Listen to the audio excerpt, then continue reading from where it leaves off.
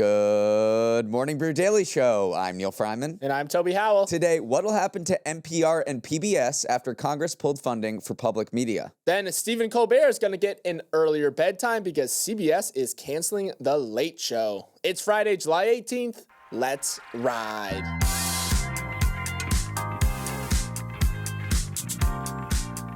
Good morning and happy Friday. If you've got a birthday coming up, sure, you can spend the day refreshing your Facebook wall and inviting friends for a dinner.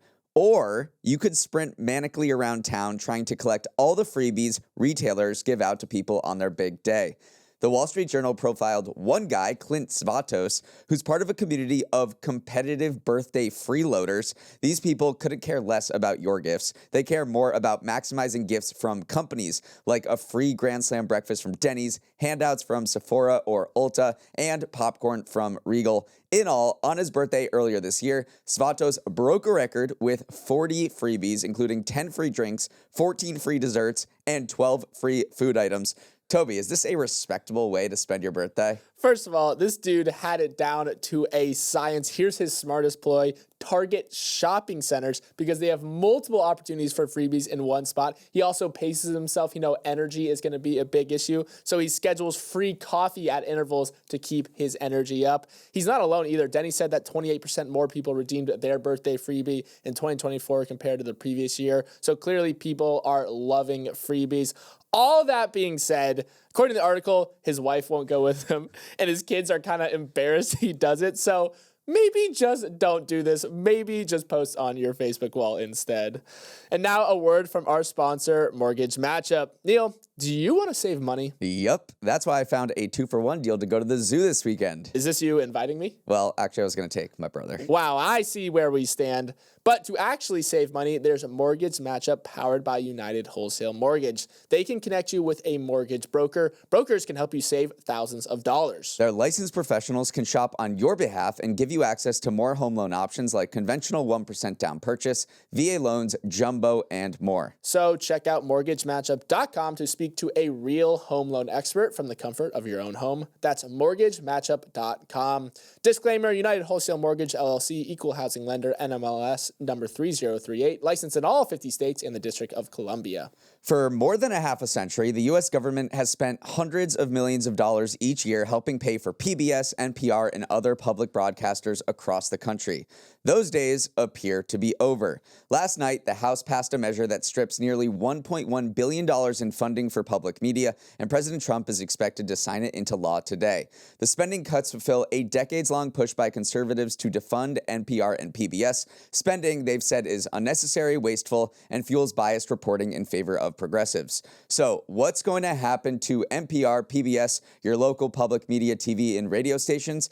It first helps to understand how government dollars reach them, and it's a somewhat complex journey. Each year, $535 million in taxpayer money goes to the Corporation for Public Broadcasting, the organization set up in the 1960s to support local TV and radio across the country. The CPB then funnels more than 70% of that money to about 1,500 local radio and TV stations in the U.S.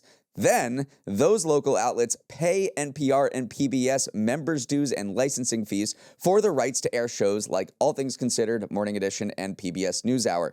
To review the flow: government, CPB, local stations, national organizations. It means NPR's mothership in D.C. gets only 1% of its funding through direct federal grants, and far more, about 30%, from its member stations sprinkled across the country. The rest is made up from donations, returns from its endowment, and corporate sponsorship. So NPR and PBS will suffer financially, but not nearly as much as the local stations, particularly in rural areas that are on the front lines of the funding pullback. If Trump signs the measure into place today, as expected, get ready to hear fundraising campaigns immediately. Yeah, you got some opposition along the way here because, as Republican Senator Lisa Murkowski from Alaska said in a speech on Tuesday arguing against this, these local stations are not just your news. It is for your tsunami alerts. It's your landslide alerts. It's your volcano alerts, saying the important place that these stations occupy in smaller rural communities. Because you are right, some of the bigger stations are going to be able to plug those funding gaps with other things, either by raising money or through sponsors. But these small rural shows are the ones that are under the most pressure when you pull the rug of funding out from underneath them. A day after Murkowski said that in a Senate, there was a 7.3 magnitude earthquake off of an Alaska peninsula that triggered tsunami warnings on local public broadcasting stations. So kind of her words went into action just day after she testified in the Senate.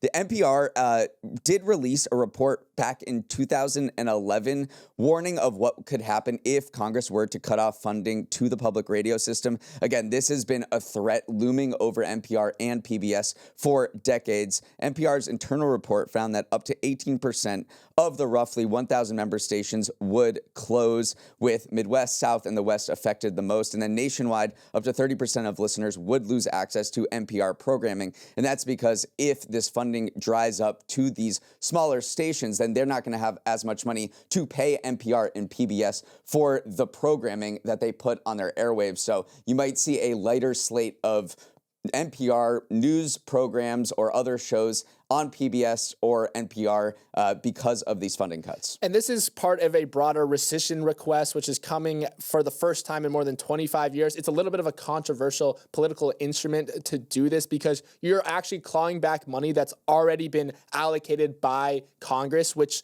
is something that doesn't happen. I mean, it hasn't happened in a quarter century. So as part of this broader package, Trump wants to claw back about $9 billion in total spending. $8.3 billion is tied to foreign aid programs that, fight famine, fight disease around the world. So clearly this was something that was the very finest of margins. It barely got through the Senate, it barely passed the House last night.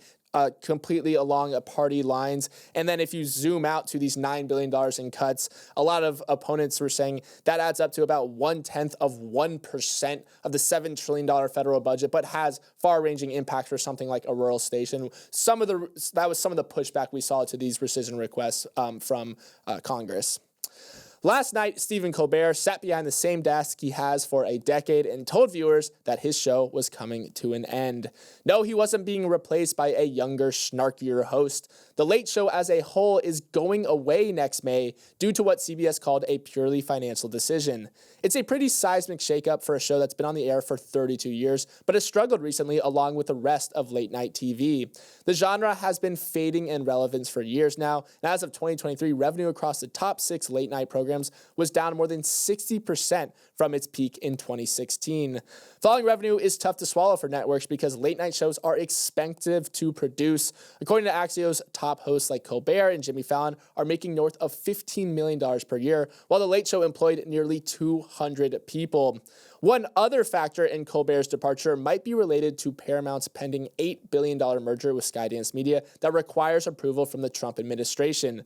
Colbert had expressed his frustration with the $16 million settlement CBS paid to Trump to settle a lawsuit tied to 60 Minutes coverage of him, a settlement that also led longtime producer Bill Owens to resign, citing a loss of editorial independence. Neal, feels like the rug was pulled out from what was typically the highest rated show in late night. Right. CBS executives wanted to stress that this was, quote, a purely a financial decision against a challenging backdrop in late night. They also added, it is not related in any way to the show's performance, content, or other matters happening at Paramount. And that seems to be a wink and a nod to that settlement that Colbert called a big fat bribe.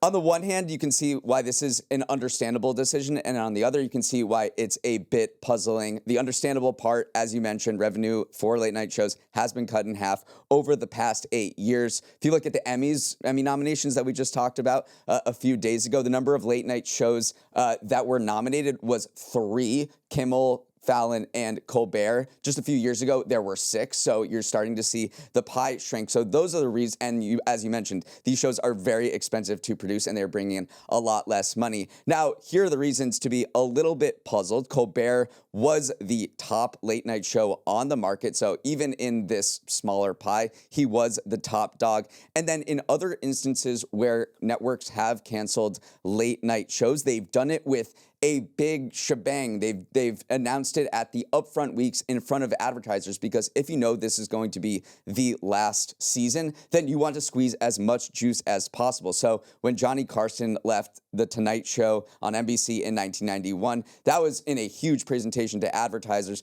David Letterman did the same when he left the late the Late Show on CBS. It was a huge celebration and announcement in front of advertisers so they could, spend as much money in the final season as possible. So because of those reasons, TV executives say perhaps this was a hastily made decision. Yeah, but the writing's been on the wall because for a long time, these late night shows were the cash cows of the network because they were the ones bringing in the younger audience. They were relatively inexpensive to produce. They had a larger ad load compared to primetime TV, but now that is entirely the opposite of what they are. They have an older audience. They're not getting the desirable viewers that advertisers want. All those desirable viewers are actually watching on a YouTube, and if you look at these late night shows YouTube channels, they rip views, but it's just not as lucrative, and you can't justify the production expenses when you're only getting YouTube views. So it's totally switched because the cultural cachet has shifted to YouTube and TikTok and away from these late night programs.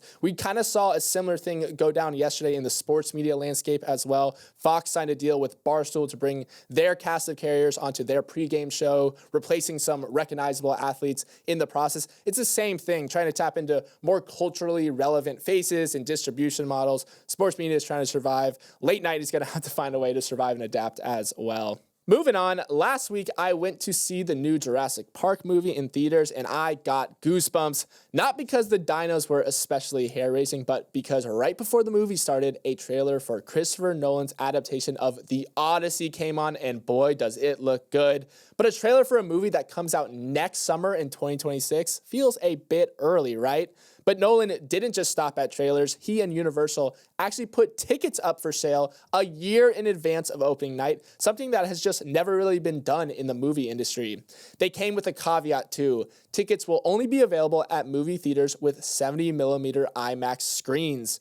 For Nolan lovers, that comes as no surprise. The man behind the Batman movies, Interstellar, Oppenheimer, and more is obsessed with IMAX in its gold standard 70mm format. In fact, The Odyssey will be the first movie ever shot entirely on IMAX cameras, an achievement made possible only after Nolan hounded the company for smaller, lighter models, which IMAX was happy to provide given all the money Nolan brings in. Of the nearly $1 billion Oppenheimer gross, 20% came from IMAX screens. And it's not just a Nolan thing either. Apple secured some IMAX cameras for its F1 movie and brought in a quarter of domestic ticket sales from the format so far.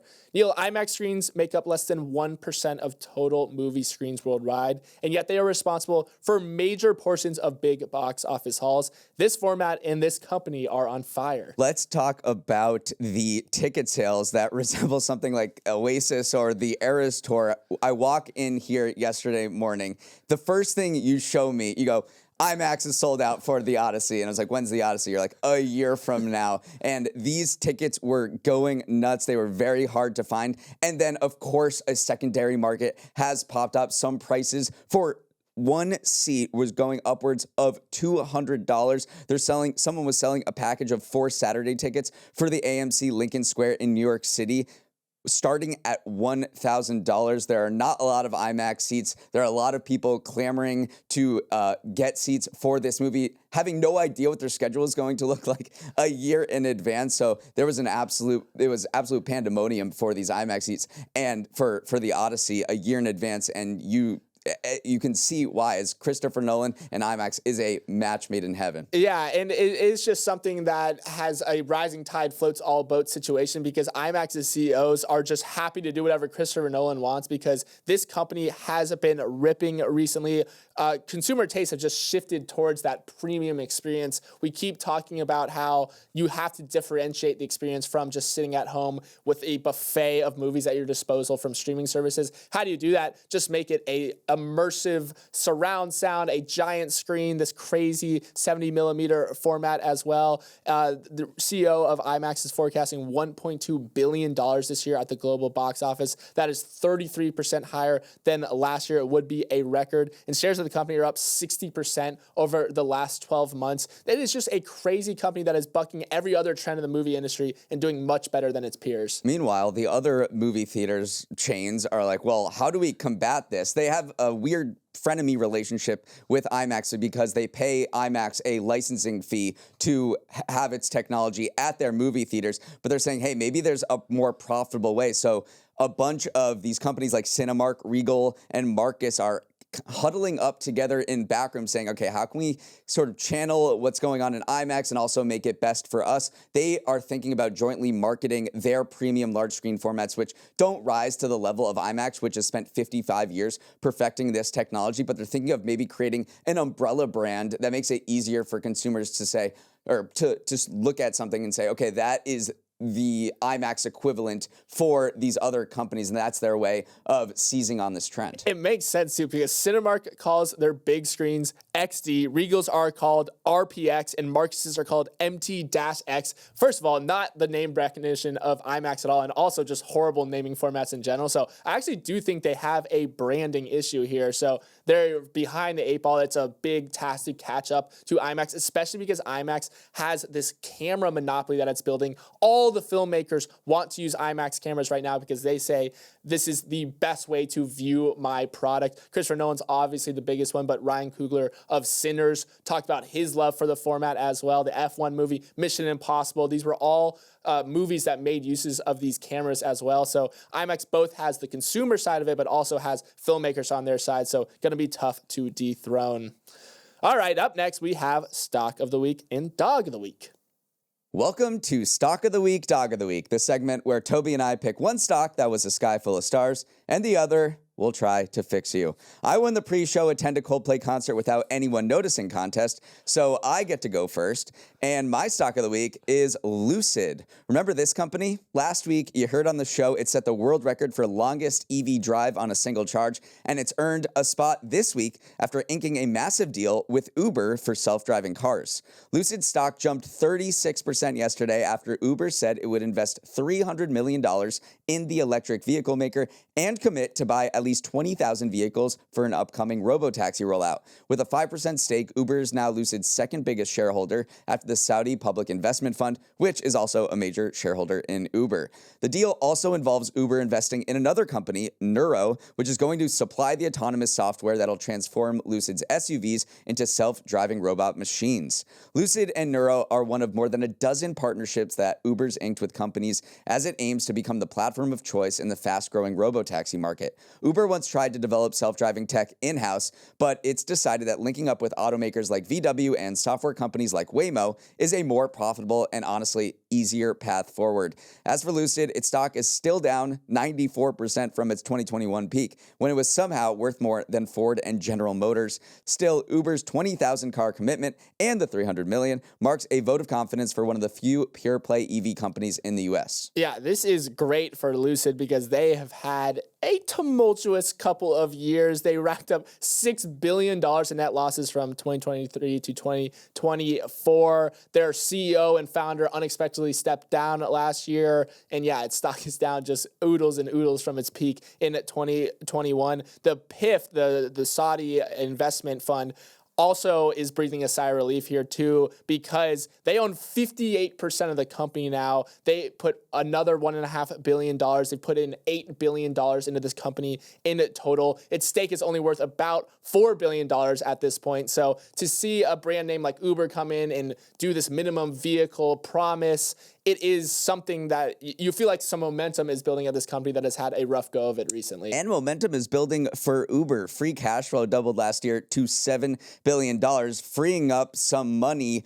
It wasn't profitable for forever. Now it is very profitable, and it can spend on going on offense in the autonomous vehicle arms race, which is absolutely heating up. When you think robotaxis and the rollout of these things, you probably thought that this would be an existential threat for Uber with its human drivers and the fact that it couldn't develop autonomous driving in-house. That was an abject failure during its previous management. But it's been inking all of these deals with Volkswagen, with Waymo, with other software and hardware and automakers to be the consumer-facing aspect of their self-driving apparatus, their ecosystem, and it's been super successful. This is another step for Uber turning what could be a liability into an advantage.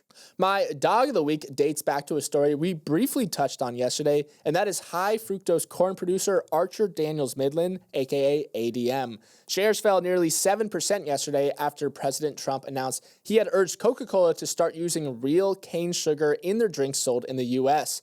Another major sweetener supplier, Ingredion, saw their shares dip 7%. 5% as well. Both stocks soon pared back most of their losses after Coca-Cola failed to explicitly endorse the plans laid out by Trump. But still, the announcement has the industry on edge because Coca-Cola is one of the biggest purchasers of the sweetener dating back to the 1980s.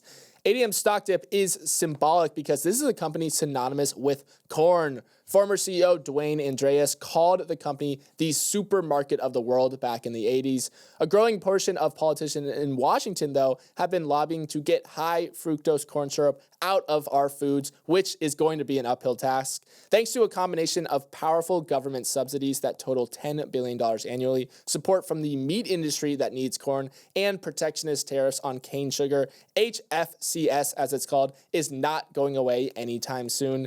Neal, America is really a country dominated by corn, so it's not going to let a big customer like Coca-Cola go away easily. Quite an interesting reaction here from the Corn Refiners Association. The corn lobby made themselves heard after Trump announced that they would be moving away from high fructose corn syrup, which to stress once again, we don't know if that's actually going to happen. We had the group's president, Corn Refiners Association president, saying replacing high fructose corn syrup with cane sugar doesn't make any sense because it would hurt jobs around the country. About 90 million acres of land, which is larger than the entire area of Greece, is used to produce corn in the U.S. every year. About 8% of all of that land is used to produce corn sweeteners, say experts. And when you're looking at 90 million acres, 8% of that, that's a big chunk. That's what the corn lobby, which has had a very muscular presence in Washington, D.C. for decades, is saying what could be lost should Coke, a major purchaser of corn syrup, go away. Let's talk about the nutritional side of things because that's where a lot of pressure on high fructose corn syrup is coming from.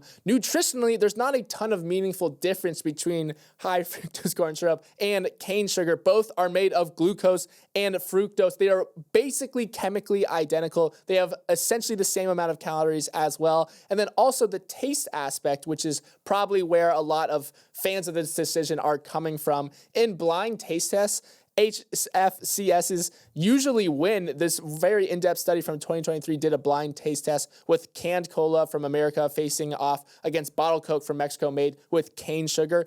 88% of taste testers chose the American high fructose corn syrup Coke, but 85% preferred the packaging of the Mexican Coke. So maybe what you are thinking is a better tasting Coke out of a bottle, a better tasting Mexican Coke that uses cane sugar is really just because it's out of a glass bottle and you like the form factor more than you like the can of American Coke. So very fascinating psychological aspect to this as well, that maybe cane sugar actually doesn't taste as good as we all think it did. Somehow Coke's earnings just became the most interesting earnings on the calendar. It's happening next week. I think everyone's going to tune in to see what they say about whether they are truly going to be abandoning high fructose corn syrup in their American manufacturing process. I know these guys at the Corn Refiners Association will be absolutely glued to their seats. Okay, let's sprint to the finish with a final headline. British youth will soon have a new reason for skipping school: to go vote. The government announced yesterday that it would lower the voting age from 18 to 16 by the next national election, joining a small group of countries, including Austria, Brazil, and Ecuador, that allow pimples at the polling stations. The Labour Party, which is currently in power, says lowering the age is aimed at bolstering democracy by getting citizens hooked on voting from an early age, hoping that they'll carry the habit with them as they get older. Plus, many 16 and 17-year-olds work and pay taxes. Prime Minister Keir Starmer said if you pay in, you should have the opportunity to say how your money should be spent. Just as a point of comparison, the U.S. lowered the minimum voting age from 21 to 18 in 1971, partially due to public outcry that men as young as 18 could be conscripted into the Vietnam War but couldn't vote. Yeah, one of the aspects of this, too, that Britain is worrying about is just participation in elections in general. Turnout in the 2024 general election was under 60%. That was the lowest since 2001 and down almost 8% from the previous election in 2019. So if you're looking at a representative democracy and no one's turning out for vote, that is a bad thing because that means that a lot of people are not having a say in their governors and in their rulers. And so how do you expand the voting pool, make pimples come to the polls, as you put it? this has happened before. The last time that the government expanded the voting pool was in 1969. That was also implemented by a left-leaning Labor government at the time, who then lost the subsequent election. So if you're wondering if this is just a political ploy by the Labor Party to get more voters who support them into the voting pool, it didn't work necessarily last time it happened. Right. Polling of 500 people in Britain, kids aged 16 and 17, showed that Labour had the most support with 33%.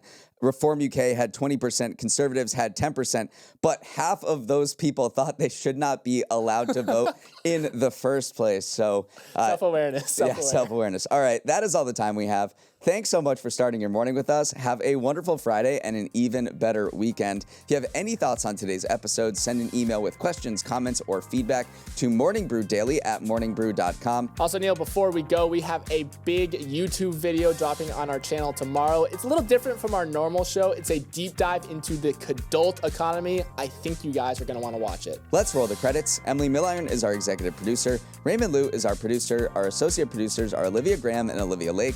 Uchenna Ogu is our technical director. Scoop Stardaris is on audio. Hair and makeup is on in Odyssey, and there's no telling when they'll get back. Devin Emery is our president, and our show is a production of Morning Brew. Great show today, Neal. Let's run it back tomorrow.